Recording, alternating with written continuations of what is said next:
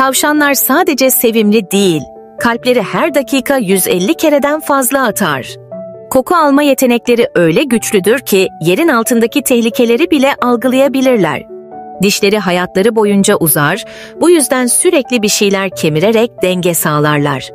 Stres altındayken kendi kendilerine temizlik yaparak rahatlamaya çalışırlar. Birbirleriyle iletişim kurmak için kulaklarının konumunu değiştirirler. Bu narin canlı göründüğünden çok daha karmaşık davranışlara sahip.